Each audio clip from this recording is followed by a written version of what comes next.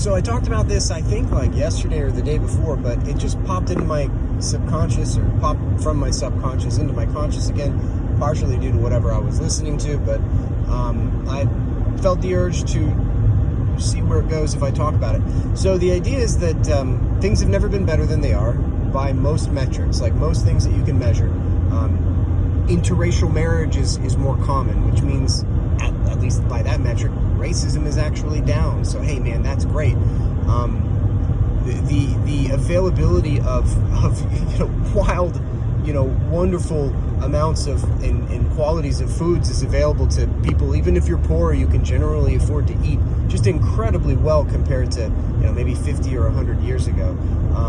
The level of technology available is unreal. These smartphones are incredible. Cars are incredible. And 50 or 100 years ago, or 100 years from now, if this video still exists and someone stumbles across it, they might think, how primitive, how funny, how quaint. But still, I mean, by most metrics, things are pretty good right now. Probably haven't been better than this ever in history. Life is relatively easy. We have problems. We don't have problems with starvation. We have problems with obesity. Which it wasn't always that way. Like feeding yourself used to be difficult, and now it's not. It's hard not to feed yourself.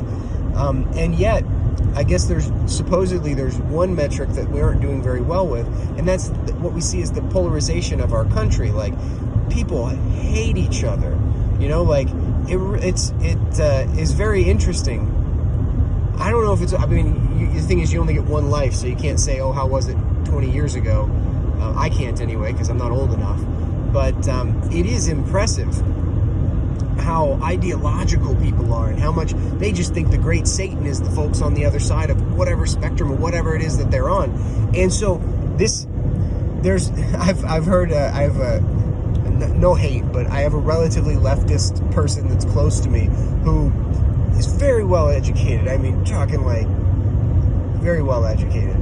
The type of thing that I see people put that on a billboard if you went to the college you went to show off and say, hey, look how competent I am. Like, I'm a graduate from this place, right? And that's how you would get people to call you as an attorney. It's like, this is where I graduated from. But anyway, and one of his main concerns is to decrease polarization, to bring people back together, which is a laudable goal. Geez, we should have that on both sides of the aisle. He happens to be on the left. But I picked his brain a little bit, and he said what he thought the reason was. Because I was like, why do you think we're so polarized? And he said that it was, lack of education. Basically morons, like ignorant people. Oh, it's you dummies. It's the dummies' fault. Of course, the deplorable. He didn't say deplorables, but that's what the left says, Crowley, deplorables. And then, I don't know what people on the right, call them communists or fascists or whatever. You got whatever. Got our names for the bad guys on the other side, the scapegoats, the great Satan, whatever. But I told the guy, who's very well educated, well, what about what Nietzsche said, which was that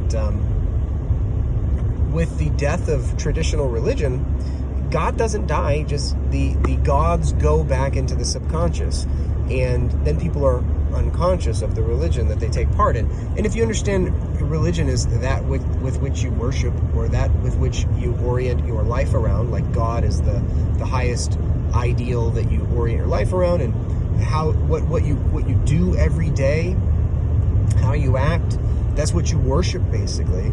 Everybody's got their religion, everybody worships. And so I was telling the guys, like, what if Nietzsche was right, and that with the death of God, people would just become, like ideologues, basically, like religious nuts, except they're religious nuts for whatever their pet cause is, like PETA, or the left, or the right, or whatever.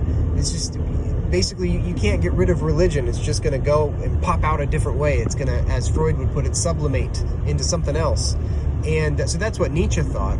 And around the same time, there was another guy that was talking about something along this same vein that I think is relevant, and it was Dostoevsky. And I think I talked about this yesterday or the day before.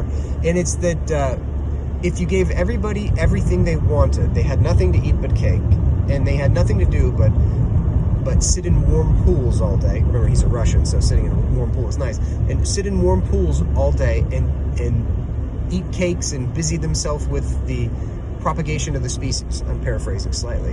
But like, if you gave everybody everything they wanted, they would very quickly smash it and inject chaos into it, because we aren't designed for that. We're designed for struggle and a fight. And if you take those two things, what Dostoevsky, and this is very Jordan Peterson-y because he talks about this too, but I don't know that he really talks about the polarization in this light. He may, but maybe not. But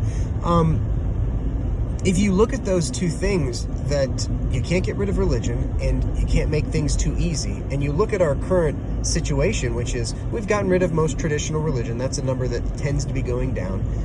Got rid of traditional religion, and we have made things nicer and easier, and people are trying to inject chaos as a result. Like, if you, and this is a Jungian way of looking at it, like, so people like to try to make sense of behavior, like, well, why would they decide to do that? And that isn't the way it works. What you have to do is you have to look at behavior and then infer motivation. And if the behavior is, hey, I'm going to inject a bunch of chaos, I'm going to inject a bunch of hate, and we're going to smash everything up, which you see a lot of that from both sides. The left currently, like, in actuality, like breaking things and burning things. The right, boy, they want to, you know, like the right does have this tendency of arming up. You know, they are definitely gun people, and it's almost as if Dostoevsky was right. You know, we've created this incredible culture, and we're about to smash it, or it seems that way. Like, everything's getting better, and yet there's this rumbling, you know, polarity and aggression and anger that's just seething in there, that you know, that drove Trump, he was a spite candidate, really. You know, people voted for him out of spite for Hillary. Spite towards the system. They're angry at the system. It's not fair. But what if that's what's going on right now? That things have gotten too good, and that, ironically, the goal of getting everything as nice and as good as possible, if not, let's say, I've got an image of, like, a horse being, like, you know, having like a bridle around it.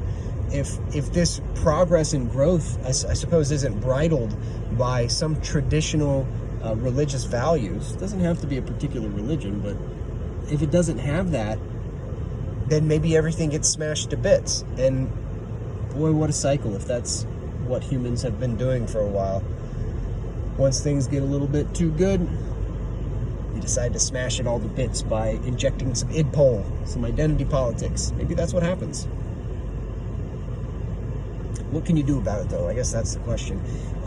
Well, the answer is, well, you're going to do something that you predict will have a good outcome, but your prediction's just as good as anybody else's. So you can't know, I guess, is the point there. But you can look at history and see what's worked see about what's worked in the past.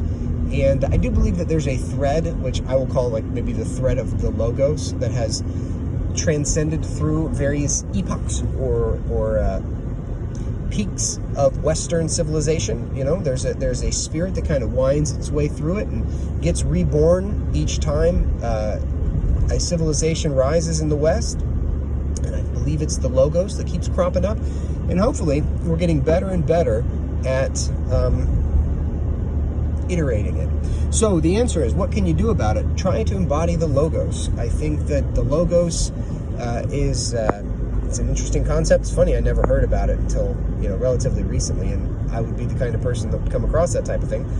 But if you want to know what the Logos is, it's sort of like languages are funny, and trying to put a word on an abstract construct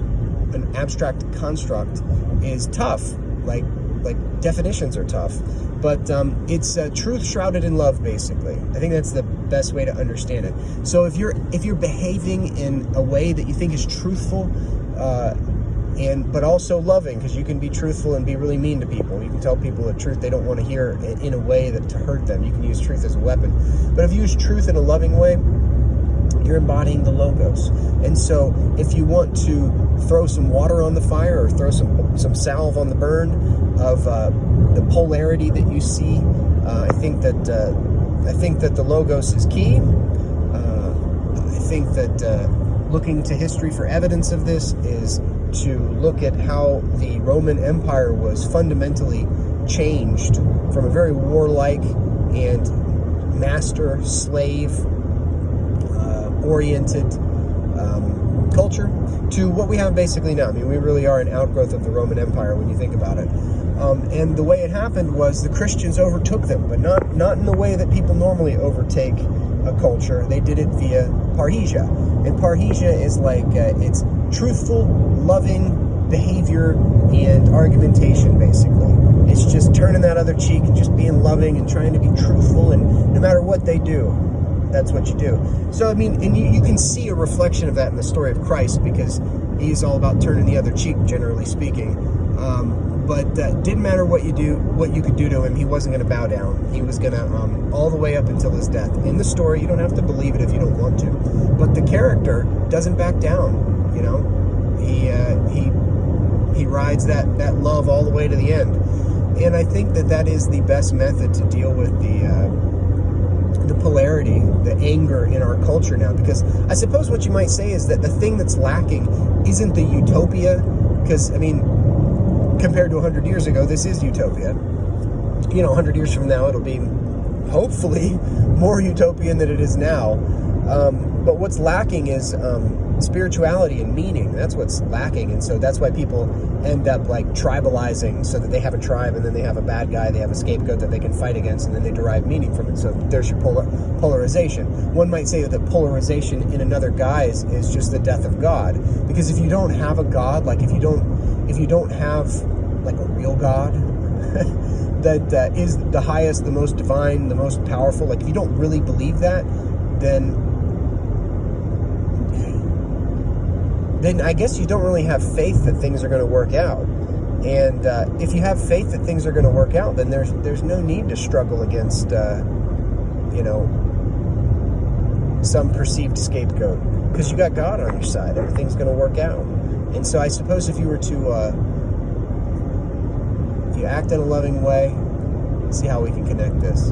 Maybe you act in a loving way, maybe that reignites a spirit of believing in the transcendent good in a person, and in that you rebirth God for them. God's no longer dead.